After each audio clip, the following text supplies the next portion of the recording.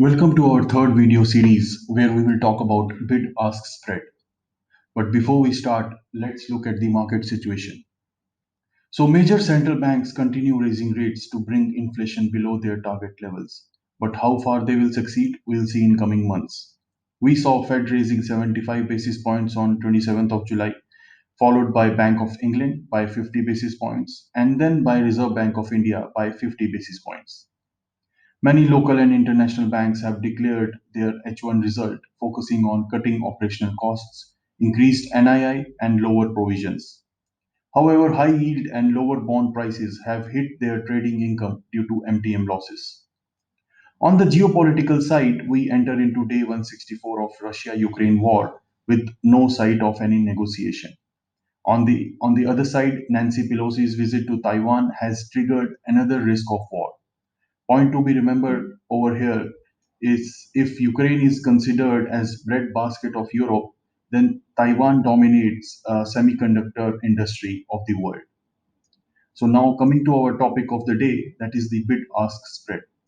So we have two prices when we buy an asset. That is the bid price, that is the price which buyer is ready to pay for an asset, and ask price is the price which seller is ready to accept for an asset. Supply and demand play a major role in determining the spread. When the bid price and ask price are very close, it means there is plenty of liquidity. It is referred to as a narrow bid ask spread. On the other hand, when the bid ask spread is wide, it can be difficult and expensive to trade the security. Then there is market liquidity risk. If market is functioning normally, there is no liquidity risk. However, if the market is in turbulence, liquidity becomes a major problem. We have a exogenous factor over here wherein we are not able to buy or sell at a market price, or there is inability to perform a transaction at current MTM value, which happens due to wider bid ask spread. The difference between the bid and ask price is one proxy of liquidity. The spread also explains the cost of liquidity. Higher the spread, higher the cost of liquidity, and vice versa. So the proportional bid offer spread of an asset is defined as S variable, which is calculated by offer price minus bid price divided by mid price. The cost of liquidity is S alpha by 2, whereas alpha is the dollar or the mid value of the position. Cost of liquidity in normal market is equal to sum of cost of liquidity for the full portfolio.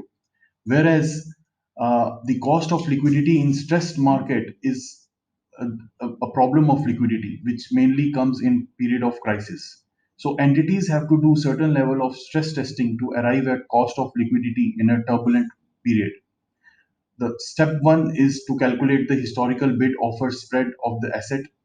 Step two is find the historical proportional bid offer spread, that is the S variable. Then step three is to calculate the mean mu and standard deviation of the proportional bid offer spread. And then lambda is the confidence level at 90, 95 or 99%. The stressed value of the proportional bid offer spread is given as mu plus lambda into z. Thanks for watching. Please like, share, and